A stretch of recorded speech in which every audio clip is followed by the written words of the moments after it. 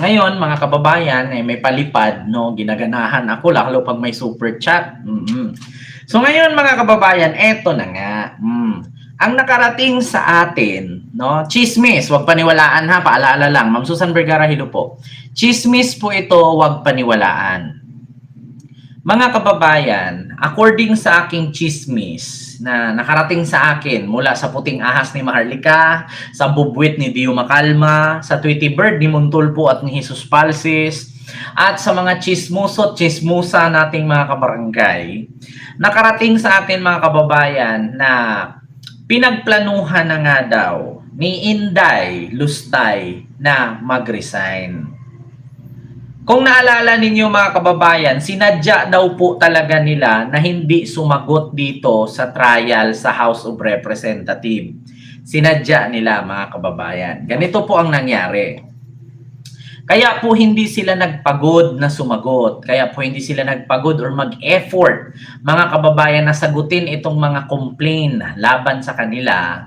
Parang kumbaga hindi sineryoso. Kasi mga kababayan, hinahayaan na lang daw di umano ito na paubaya nyo na lang yan. Hayaan nyo na, ikalkalin nila, hayaan nyo na ganyanin nila. Kasi mga kababayan, pagdating daw nito, halimbawa na ipasa na sa Senado, kapag karamdam na daw nila mga kababayan na tagilid, no, tatagilid itong si Lustay, automatic daw ito mag-declare ng resignation. Tapos ngayon mga kababayan, pag nagdeklara daw ito ng resignation, mga kababayan, ang ipapalabas nila ngayon ay give up. Give up at sa 2028 daw lalaban. So ngayon mga kababayan, ito na naman, kukuha na naman sila ng simpatya ng tao. Kumbaga, ang sasabihin nila, susuko na daw si Lustay, i-give up natin yan. Hayaan nyo sila. Hayaan nyo sila na lumubog ang Pilipinas. Hayaan nyo sila na maghirap ang Pilipinas para pagdating ng panahon, hindi tayo ang sisihin sila. Pero abangan natin sa 2028, ganyan daw. Sa 2028 daw, lalaban. Kasi sa totoo lang mga kababayan, di ba may impeachment? Itong impeachment mga kababayan, kapag ito'y matuloy, no? Matuloy ma-impeach at tawag dito mga kababayan, ma-convict. Ibig sabihin, kapag na-impeach kasi siya mga kababayan, wala na siyang karapatang pumasok pa sa anumang posisyon ng gobyerno. Hindi na siya pwedeng pumasok maskin treasurer, sekretary sa barangay, kagawad, konsyal, kahit anong posisyon sa gobyerno, hindi na siya pwedeng pumasok mga kababayan kapag na-impeach. So ngayon mga kababayan, ang kanilang gagawin daw pagkadating sa Senado, kasi sa totoo lang mga kababayan, wala po talagang magagawa ang Supreme Court dito. Kasi mga kababayan, once kasi na dumaan ito sa Congress at dumaan sa Senate, ibig sabihin, hindi na mangialam ang Supreme Court dyan. Maliban na lang kung dumaan sa Congress tas hindi sa Senate, tapos may nasilip sa Congress na mali, papasok ang Supreme Court, which is nangyari yan dati. Ngayon kasi mga kababayan, mahihirapan ang Supreme Court dyan mangialam sa impeachment na yan kasi wala naman silang masisilip dyan na nilabag ang House of Representatives or ang Kongreso sa impeachment. Ano bang nilabag ng Kongreso? Pag sinabi nilang 1 year ban rule, 1 year, 1 impeachment lang, isa lang naman ang impeachment, which is yun ngayon na tinatalakay. Hindi naman sila lumabag. So ngayon mga kababayan, pagdating sa Senate, hindi pa naman natin alam kung may lalabagin ba ang Senado o wala. Antayin natin kung may lalabagin ba ang Senado. Pagkakaalam ko, ang Senado wala tong lalabagin. Kasi bakit? Ang Senado matalino na sila ngayon, mga kababayan. No? So kung meron mang lalabagin ang Senado, manghihimasok ang Supreme Court. Pero tatagilid sila dito mga kababayan. Kasi bakit? Ito yan Kung iisipin ninyong mabuti, yung plano nilang pagkudita kay Tito Sen, hindi natuloy na palitan ni Loren Legarda kasi kulang sila sa pirma. May bulok pa sa Senado, Ken, sabi ni Sir Jerry Silpuno. Yun ang basihan ninyo mga kababayan, tagilid talaga sila sa Senado. Kasi bakit? Unang-una si Bato, hindi man po pwede na ang pirma mo ipadala mo lang via messenger. Kailangan present ka doon. Kasi kapag tatalakayin sa Senado itong impeachment ni Sara, mga kababayan, lahat sila doon nakasuot ng yung parang toga na kulay pula, na parang toga na, gano'n, ng kulay pula. So, kailangan mga kababayan, kukuha si Sara dito ng 15 ka pirma na hindi siya ma-impeach. 15 ba or 13? Alam ko 13 ka pirma eh. So, ngayon mga kababayan, kung tutuusin, mahihirapan talaga si Sara kumuha ng 13 ka pirma. Unang-una, wala si Bato. Kulang na siya dyan. So, kung tutuusin, ang meron lang sa kanya si Robin, si Amy, Marcoleta, Bongo, Jinggoy, Joel, Chis Escudero, sino pa? Cayetano, dalawa, Siyam. Siyam. So, pag idagdag natin yung dalawa dyan na dalawa na tawag dito, dalawang bilyar. Mga kababayan, pagkakaalam ko, yung dalawang bilyar, hindi yan tatahimik yung dalawang bilyar dyan eh. So ngayon mga kababayan, mahihirapan talaga silang kumuha ng 13 o 15 kapirma. So ngayon mga kababayan, basta ang nakarating sa aking chismis, kapag ka daw, yung parang last, anong tawag dyan? Yung last minute, bigla-bigla daw mag-declare dito ng resignation. Pag last minute na. Yan daw ang sabi. Ito chismis lang, wag paniwalaan. Last minute, mga kababayan, bigla daw itong mag-declare ng mag-resign daw siya. Ma'am Marites Mosne, hello po. Ma'am Beverly Paruhino, hello po. Ayan, Carol San Jose, hello po sa iyo dyan. Ayan. Kaya nga mga kababayan, yan ang nakarating sa atin na last minute daw dito magdi-declare ng resign. Kasi mga kababayan, maiipit talaga sila. Oo, sa totoo lang, dalawa lang naman pagpipilian ni Sara. Kung mananatili siya, kung magpapakapal siya ng mukha, patitigasin niya yung mukha niya, may impeach talaga siya. Ngayon mga kababayan, kung ma-impeach siya, ano ba ang kahinatnan? Una, kapag ma-impeach si Sara, matanggal siya bilang Vice President. Pagka napatunayan pa na itong mga binintang sa kanya or impeach complaint sa kanya ay totoo, makukulong pa siya. Bukod sa makukulong siya, hindi na siya pwedeng pumasok at magkaroon pa ng pwesto sa gobyerno kahit barangay tanod. Hindi na siya pwedeng pumasok. So ngayon mga kababayan, ang gagawin niya, mag-resign. Kasi kapag mag-resign siya, itong impeachment mawawala. Pero mga kababayan, kahit sabihin mo na mag-resign siya, ang impeachment tuloy pa rin yan. So ngayon mga kababayan, ang akala nila kapag mag-resign, ayaw pumayag ma-impeach. Kung halimbawa nga, nagigipit na siya, na-corner na. Anong gagawin niya? Mag-resign. Ngayon mga kababayan, kahit mag-resign siya, tuloy-tuloy pa rin yung impeachment niya. So pag tuloy ng impeachment na yan, doon na ipapasa niyan ng Senado at ng Kongreso sa Ombudsman. Pagdating sa Ombudsman mga kababayan, meron din siyang nakatenggang kaso doon. Meron siyang sangkaterbat, sangkatutak na complaint sa Ombudsman. No? So kung ano man ang resulta ng impeachment from Congress to Senate, ipasa sa Congress sa Ombudsman, tapos yung Ombudsman mag-imbestiga rin at ipagpatuloy yon, at kung mag-match ang resulta ng investigasyon ng Congress at Senate doon sa Ombudsman, automatic magkaroon si Sara dyan ng warrant at kaso.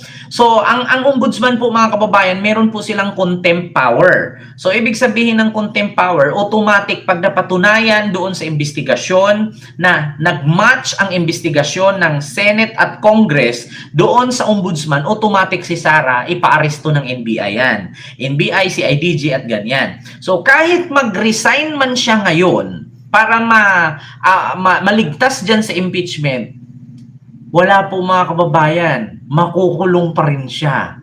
So kung makulong man siya, kahit nakakulong, pwede naman siyang tumakbo, no? Pagka presidente. Kasi mga kababayan, sige Buloy nga, nakatakbong senador kahit nakakulong eh.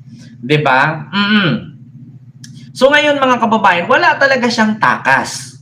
Sa madaling salita. Kasi bakit mga kababayan, ang dami niyang kaso na nakatingga. merong sa COA, sabi ni Ivy, merong sa COA, merong sa ganito, merong sa ganyan. Talagang walang lusutan at talagang maimbestigahan ito ng todo-todo. Nako, mga kababayan. Talagang walang lusutan talaga. Ala, Diyos ko, mga kababayan.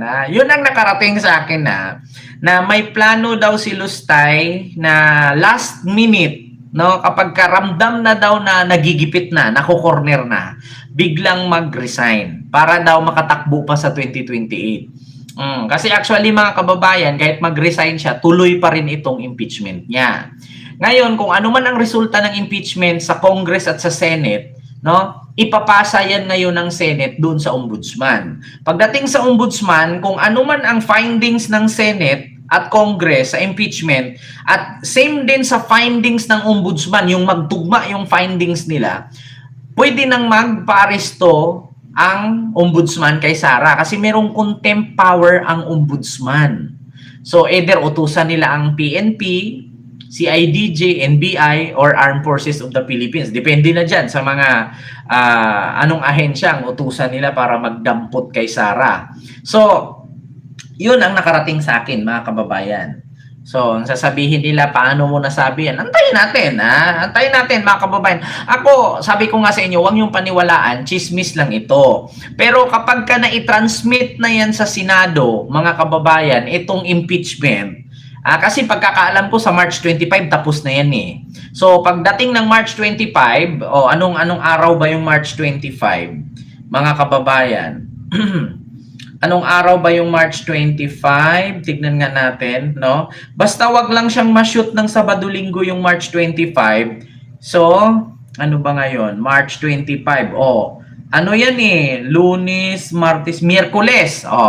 Pagka Biyernes yan, mga kababayan, ipapasa na nila yan doon sa Senado. So, ang Senado, doon na mag-umpisa sa trial sa impeachment niya. So, basta sabi ko sa inyo mga kababayan, sa Senado, hindi tatagal ng 1 linggo yan, matatapos yung impeachment na yan. Depende na yan kung may session pa. No? Depende kung may session. Siguro, sunod-sunod na yan, mga kababayan. Wala namang hearing sa Senado ngayon eh. Kasi wala namang ang Blue Ribbon Committee. Naku, mga kababayan, basta ang nababalitaan ko ay talagang pag last minute daw, pag alam daw ni Lustay na tagilid, magdeklara daw siya ng mag-resign daw siya para matapos daw yung impeachment. Ang akala niya siguro, pag natapos yung impeachment ay pag nag-resign siya ay mawala lahat ito. Hindi po. Tuloy-tuloy to, mga kababayan. Ako, ang tawag, sabi dito, 16 votes para ma-impeach. Ayan, nako po. Hindi pa Kent, may April 14, 22 at 29. Actually, Ma'am Ana Alsaga, yun nga ang nangyari. Yung sa petsa kasi na April 14, 22 at 29, maano yun eh, uusog yun, uurong yun kasi nga ganun ang nila, petsa. Ang problema nga, ma'am, bigla ngang natapos nung nakaraan kasi hindi nila sinagot, minadali na nga. So, yung 29 at saka 14 ng April at 22, mukhang mababawasan ng 2 petsa yan. Siguro yung April 14, mawawala yan. Baka magiging March 29 yan. Nasa Senado na yan pagka April. So, April na siguro yan. Yung April 14 at 22 at 29, baka sa Senate na yan. Kasi mga kababayan, di ba kung naalala ninyo, nung nakaraang araw, di ba pinasagot sila, walang sumagot? Kaya nga na dismaya si Rufus Rodriguez. Kasi bakit ganun? Walang sumagot, wala man lang kaya natapos agad. Kaya mabawasan yan mga kababayan. Yung April 14, 22 at 29, baka sa Senado na yan. Kasi ngayong March 25, baka masundan pa yan bukod sa 25 hanggang katapusan kasi 25, 26, 27, 29, 30. 5 days yan eh. Baka dyan sa 5 days, matatapos na ngayong Marso dyan ang House of Representatives. Kasi ang sabi dito mga kababayan ni Joel Chua, ito mga kababayan, tingnan natin sabi ni Joel Chua, mga kababayan ay, ito po ang sabi niya, itatransmit na nga daw sa mga kababayan sa Senado itong impeachment. So ibig sabihin tapos na nga. Wait lang mga kababayan. Ito. Mai-transmit na. Ito, oh. Ang naging batayan ni Congressman Chua para masabi niyang malaki ang posibilidad na makakakuha sila ng sapat na boto para maiakyat ng Kamara ang reklamong impeachment sa Senado laban kay VP Duterte. Ella, tinukoy ng House Justice Panel na may sufficient grounds o may sapat na batayan para ituloy yung proseso ng impeachment sa dalawang reklamo laban kay Vice President Sara Duterte nang walang pagtutol o objection. Nung pagbutuhan naman ng House Panel yung sufficiency in form and substance ng dalawang reklamo, nakakuha rin ng overwhelming support o higit pa sa kinakailangang suporta. Ayan. Sumobra ang boto eh. Kaya ayon kay House Good Government and Public Accountability Chairperson, Manila 3rd District Representative Joel Chua, malinaw na kayang maabot ang sapat na boto sa Kamara para maiakyat ang impeachment cases sa Senado para sa paglilitis. Miyembro rin ng House Justice Committee ang kongresista. Gate naman ito, walang minamadali dahil dumadaan naman ito sa proseso. Hindi rin anya ang Kamara ang complainant sa kaso, kundi ang may mandato sa impeachment process. Samantala, ayon naman sa isa sa mga abogado ni VP Duterte, para sa impeachment process na si Attorney Michael Powa, hindi na ito nabigla sa desisyon ng House Justice Committee nang ideklarang may sufficient grounds para sa impeachment. Pero naninindigan itong walang batayan at nakasalig sa haka-haka yung mga reklamong impeachment laban sa Vice Presidente. Yan muna ang latest live mula rito sa Kamara. Balik sa iyo, Ella. So mga kababayan, yun.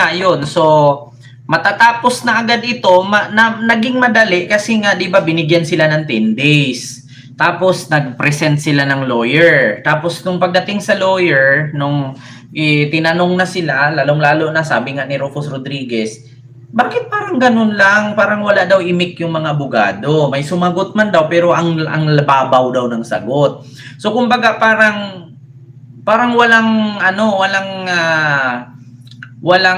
walang balak na patagalin ng kampo ni Sara itong impeachment niya sa Congress. So, ang Congress naman, kung wala namang ibang sagot, kumbaga, di ba, parang kasal, mga kababayan. Halimbawa, kinasal kayo ngayon, di ba, ang sabihin ng pare, bago tayo mag-umpisa sa kasal, may tututol ba? Sinong magreklamo? Baka itong ikakasal natin, may asawa to, may anak, may tututol ba? Di ba, ganyan. Wala namang tumutol, di tinuloy.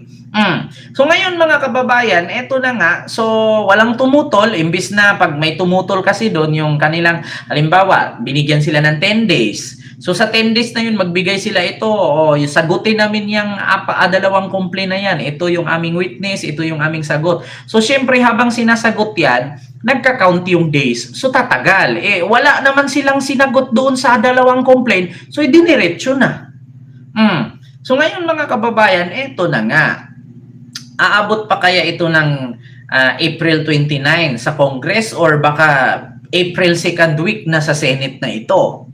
Nako mga kababayan, iyan na nga ang inaabangan ng lahat. No? Pagdating sa Senate niyan, nako fourth week pa naman si Tito Sen. Ano bang sabi ni Tito Sen dyan? Pag nakubra na o pag nadatanggap na daw nila. Ito mga kababayan, Tito Sen. Sa impeachment ni Sara. Ang sagot ni Tito Sen dyan, mga kababayan, naghihintay lang siya. Ala ka, patay kayo dyan. Ito mga kababayan, impeachment, ito po mga kababayan, remove important option impeachment process. Wait lang mga kababayan, hintayin natin yung sagot ni Tito Sen. Ang mangyayari, itong the impeachment of ERA and the impeachment of Justice Corona becomes null and void. Magiging null and void based on the Supreme Court decision. Because this decision, binubura yung option 3 in the Constitution as far as the impeachment is concerned. And what worries me is that if this happens, wala na may impeach. Why was option 3 placed in the Constitution? Ask the constitutionalists, ask them why they placed it there. Because it has to have, the impeachment has to have something like that. It's not a shortcut, but what we call in basketball, fast break. Why? Why is the reason for this? What if the president is selling us to China? You cannot impeach him right away? you must remove him from office right away. If somebody is committing a grave abuse of discretion or grave sin or criminal offense, you cannot remove him right away. You will have to go under the due process. That is the reason for the third option na 1/3 lang ng Congress ay pwede na. But Senator, that is not hindi sa atin yan, nasa ibang mga bansa ganun din, because you need that to preserve the country. So ibig sabihin mga kababayan, si Tito Sen ayaw niyang patagalin, hindi katulad nung kaya ang ginawa, bakit daw kay Corona? Bakit daw itong kay Erap? Binasa lang ni Manny Villar. Tapos may tumutol nga yun. Walang pakialam si Manny Villar. Pinasa, tapos agad, impeach agad. So ngayon mga kababayan, sa madaling salita, ganun ang gustong gawin ni Tito Sen. Kaya nga mga kababayan, kabahado itong kampo ni Sara kasi si Tito Sen na Senate President ngayon, hindi nila mahahawakan sa liig. Kung naalala nyo po mga kababayan, dahil dito sa reaksyones ni Tito Sen patungkol dito sa Supreme Court na bakit daw ginawang unconstitutional ang impeachment ni Sara noong unang impeachment complaint last year, ay finaila nila ito ng indirect contempt. Kasi kumbaga parang nilabag daw ni Tito Sen ang batas ng Supreme Court. Bakit daw nangingialam? Hindi naman siya abogado. Ano ba daw alam? So ngayon mga kababayan, nagpapakita lang na hindi talaga nila mahahawakan si Tito Sen sa liig. So kung si Tito Sen ituloy-tuloy niya ito at ayaw niyang pakinggan yung mga alipores ni Sara dyan, automatic talaga si Sara impeach. Nako mga kababayan, dapat nga ang ginawa nila dito, hinihilot-hilot nila si Tito Sen Ang problema kasi, kinasuhan nila dun sa Supreme Court ng indirect contempt. Edi syempre kung ako kay Tito Sen, manda kay sa akin. Sa inyo pa yun, ngayon ako naman. Kaya yan ngayon mga kababayan, kabado na ang kampo ni Lustay. Kabadong-kabado talaga sila mga kababayan. Wala silang makukuha dito na suporta sa Congress, mas lalo sa Senate. Bakit? Kahit sabihin nilang pipirma ang marami dyan, na kay Tito Sen pa rin ang pasya. Kung pipirma dyan 15 na ayaw ipa-impeach si Sara, kung si Tito Sen gusto, ano magawa nung 15? Diba? Pinag-initan ba naman si Tito Sen? Naku, mga kababayan, humanders talaga sila dito. So yun ang nakarating sa atin mga kababayan. Diyos mio marimar. Nako, patay talaga sila dyan. Halaka. Diyos mio marimar. Tas ito pa mga kababayan, tignan ninyo. Tignan ninyo yung sagot ng complainant, yung abogado. Pakinggan ninyo, sabi niya. Sabi ng kabila na hindi na pwedeng mag-akusa na walang ebidensya. Ako. Exactly. Ayan. Yun yung point ng ultimate fact, Marian. Patay. Yung ultimate fact is you allege the elements of the crime and you prove them with evidentiary facts. Repeat. Ultimate facts, yung requirement ng rules, you allege yung minimum elements of the crime. Ultimate facts yan. And then you prove them with evidentiary facts. Remember, if you look at the 98-page complaint, yung 98 pages na yan, doon mo makikita yung mga ultimate facts, yung mga allegations, naka-attach doon. Hala. Yung voluminous record. Kita nyo, 98 pages daw yan. Doon sa 98 pages, lahat ng akusa laban kay Sara nandun nakalagay. So alam ni Sara yan, yung mga akusa na yan. Ngayon, paano nila yan lusutan? Unang-una mga kababayan, ang pinakamabigat dyan, yung mga allegation, yung sa affidavit ni Ramil Madriaga. Pangalawa, yung allegation doon sa ipinasa or ifinail na kaso nila Trillanes sa ombudsman patungkol sa mga bank account. Lahat po yun mga kababayan ay nasa ombudsman na. Kay Madriaga nasa ombudsman, kay Trillanes nasa ombudsman. Sa 98 pages, nandun yan naka-attach isa-isa. Ngayon ang tanong, paano nila lusutan yan? So wala talagang choice si Sara dito. Mag-resign talaga siya. Kung nasa kanya, kung gusto niya magpa-impeach at magpakulong, di tuloy nila. Pakinggan niyo mga kababayan. Proving the allegations in the complaint. So kaya nga, it is contradictory to say na walang ultimate facts kasi wala pang ebidensya. Yun yung point ng ultimate fact. You allege and you prove them with evidentiary facts. Kaya minsan nga ako'y nagdududa. Tama ba yung complaint na binabasa ng defense team? Isang bagay na alam ng kahit mga first-year law students, ano yung konsepto ng ultimate facts? Paulit-ulit. Paulit-ulit.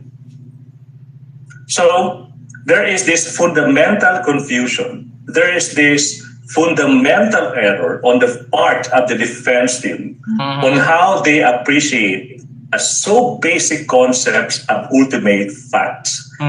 Okay? And then during the hearing last time, may mga members of the committee na nag-air ng frustration towards the defense team. And then, yung member ng committee na na frustrate katulad kay Rufus Rodriguez na merong 16 na abogado pero hindi masagot-sagot. Kasi mga kababayan, hindi din alam ng mga abogado ni Lustay kung paano nila sagutin ito. Unang-una, yung bank account na dapat kasi si Sara ang nandyan. Pangalawa, kay Madriaga na dapat si Sara ang nandyan. So ikaw, kung ikaw abogado ni Sara, paano mo lusutan? Ano kasi Kaufman? Hindi ka mga lang halos nakatapak sa Pilipinas pero alam mo kung paano lusutan.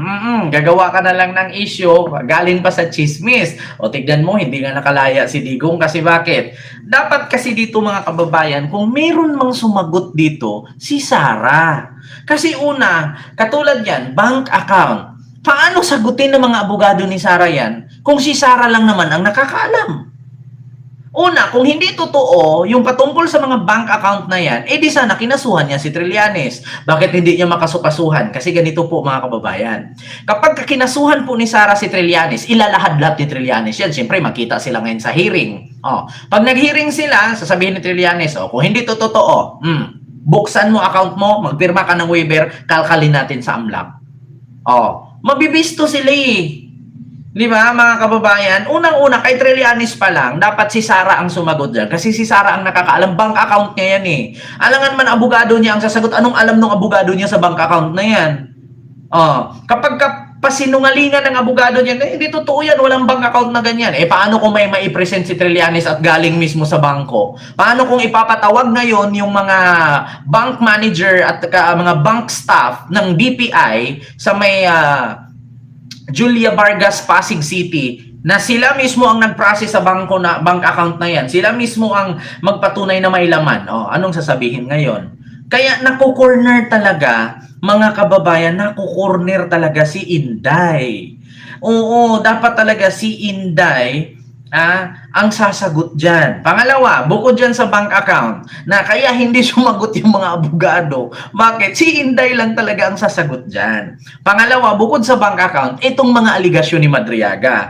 Paano to sagutin ng mga abogado ni Sara? Hindi totoo yan, walang hinatid na ganyan. Paano kung doon sa testamento or statement ni Madriaga sa affidavit, merong CCTV ngayon na nakuhaan talaga na, ayan, hinatid ko dyan. Ito yung pera.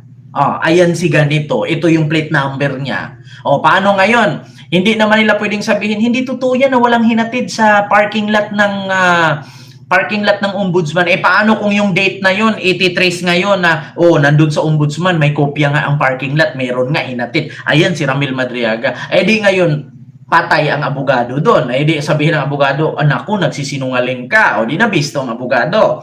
Paano kung sasabihin, hindi totoo yan, walang hinatid doon sa parking lot ng Mega Mall. Paano kung kakalkalin yung CCTV ng Mega Mall at sabihin ng Mega Mall, ito po yung date, ayan po siya, si Ramil Madriaga. Nga sila ngayon. Kaya nga mga kababayan, ang meron lang talagang dapat sumagot dyan, si Lustay lang talaga. Hindi mo kailangan ng maraming abogado, ikaw lang masasagot mo na yan eh. Alam niyo, sa totoo lang mga kababayan, isa lang ang masasabi ko, walang masama sa pag-amin. Marami pang taong matutuwa, pero kung magsinungaling ka, mas lalong maraming magagalit. Naku mga kababayan, mahihirapan talaga sila, di ba? Di ba Sir Henry? Mahihirapan talaga sila dito. Sa totoo lang. Ayan, Sara, di makalusot sa mata ng agila. O, di ba? O, harapin na lang ni Sara yung consequences ng pinagagawa niya. Siya ang punot dulo kung saan siya ngayon. Kaya nga, di ba? Yun lang naman eh. Sa totoo lang mga kababayan, kung ako abogado, kahit gaano ako kagaling na abogado, paano ko nga lusutan? Sige nga, dito sa kay Ramil Madriaga pa lang, o kung ako abogado, paano ko lusutan yan? Sasabihin ko, nagsinungaling si Ramil. Paano kung mayroong ilabas yung kampo ni Ramil na ito? Paano nila i-explain yan? Paano kung lalabas pa yung tatlong cellphone doon, yung picture, yung video, yung mga messengers, yung mga messages ni Sara at ni Ramil? Paano ipaliwanag ng abogado yon? Okay lang sana kung meron si Sarang kopya. Kahit burahin ni Sara yung usapan nila ni Ramil, hindi yun mawawala doon kay Ramil. Kasi mga kababayan, meron kasing rules ang Facebook kung sa Facebook sila nag-usap. Halimbawa tayo sa Messenger nag-usap tayo. Halimbawa umabot na siya ng 1 taon yung usapan natin. Kahit burahin mo yun doon yung message ko sa'yo, pero sa akin nandun pa rin yung message mo. Hindi yun mabubura. Sa'yo nabubura pero sa akin hindi. Ganun yun mga kababayan. 'Di ba? Diyos ko mga kababayan, kaso ang mga sumagot para sa kanya ay mga abogado niya. Yan nga ang problema. Paano nga lusutan ng abogado yan? Sabi nga dito ni attorney na 98 pages yan. Bawat akusa may nakalakip or may nakadikit na label. Halimbawa, naglagay doon, ito, 1,000 baso. May nakalagay, ito yung mga baso, 1,000. Nakadikit, naka-indicate doon paano nila yung lusutan? AI yan. Paano mo sabing AI? Sige nga. Gumawa ka ng ganyan na magiging AI. Ano yan? Parang Moises lang na yung tungkod ginawang sawa, yung kapangyarihan ng hari sa Egypt, ginawa ding sawa yung stick. Ganon ba yan? Yung tubig, ginawang dugo ni Moises. Yung mga magikero din nung hari doon sa Egypt, nag-mix ng mga chemical, ginawa ding dugo. Paano nila ipaliwanag yung dumami ang tipaklong? Dumami yung ipis, dumami yung mga daga, mga palaka, dumami yung epidemya, yung sakit. Paano i-explain ng mga magikero yon? Doon sila mga kababayan. Yung nangyari kay Sara ngayon, parang hatol ni Moises yan. Yung nangyari kay Sara ngayon, parang si Moises. Di ba si Moises pumunta doon sa harapan ng hari ng Egypt. Winarningan niya ang hari na kapag hindi kayo tumigil, kapag ganito ang lagi inyong gagawin, lulusubin kayo dito ng dilubyo, uulanin kayo ng apoy. Sunod, dadami ang palaka. Paano yon ipaliwanag ng mga magikero or mga magician ng hari na hindi totoo yan, panglinlang lang ni Moises yan.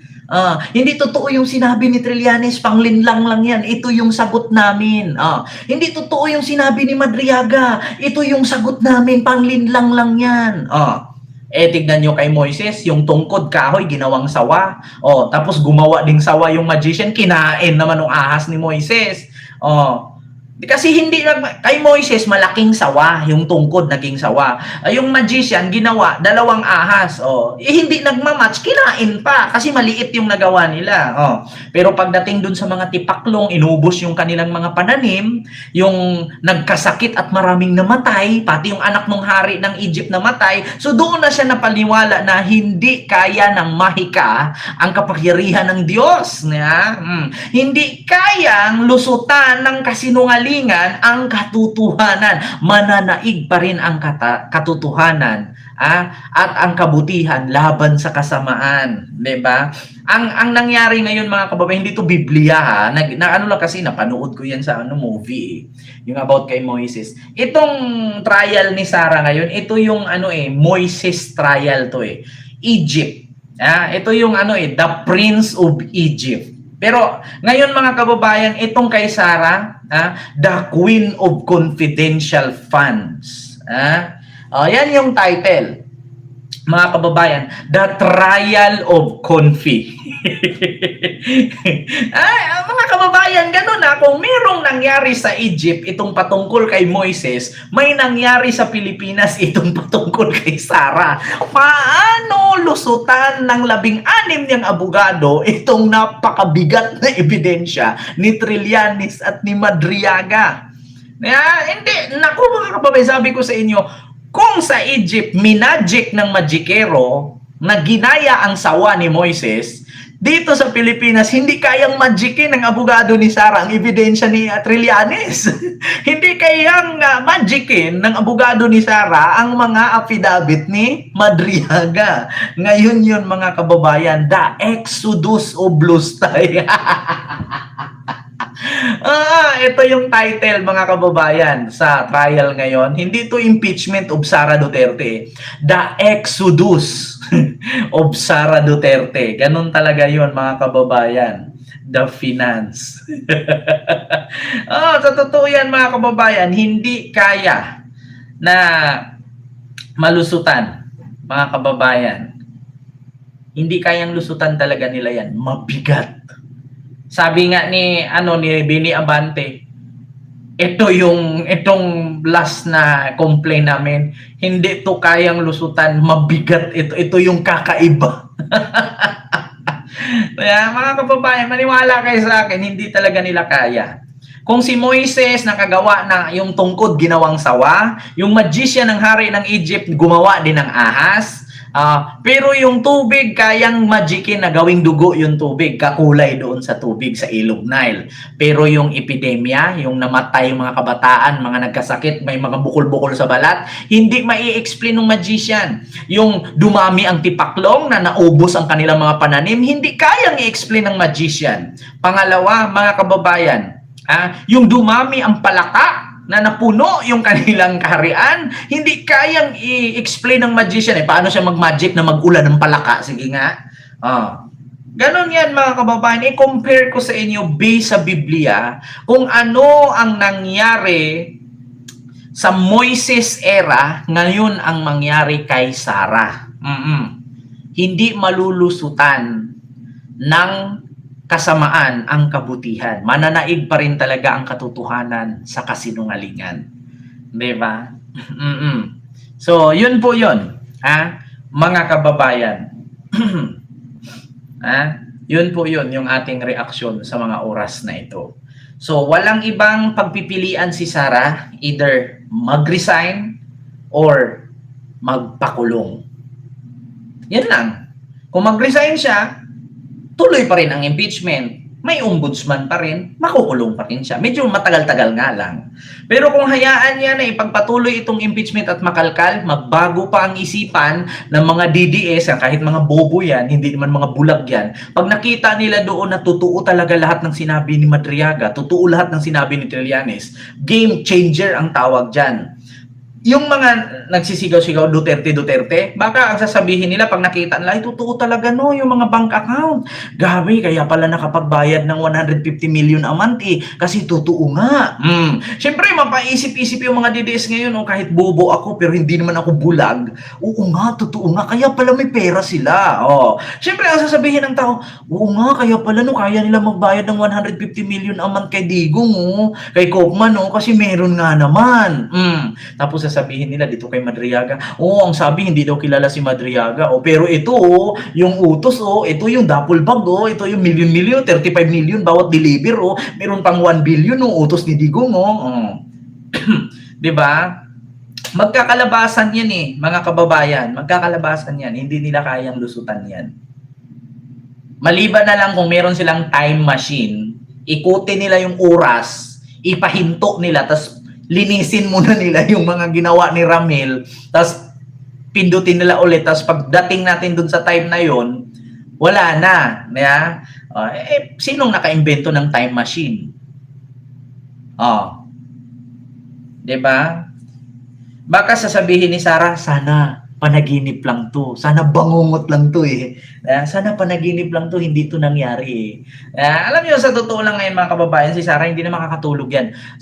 Lagi sigurong sinasabi ni Sarah, sana panaginip lang to. Sana hindi ko na nakilala si Ramil. Sana walang ganitong pogo-pogo. Sana walang droga-droga. Sana panaginip lang to. Ako mga kababayan, kung tanungin niyo ako sa 100%, confident ako, 90% talagang hindi kayang lusutan ni Sarah. 90% sulit na sulit ang ebidensya.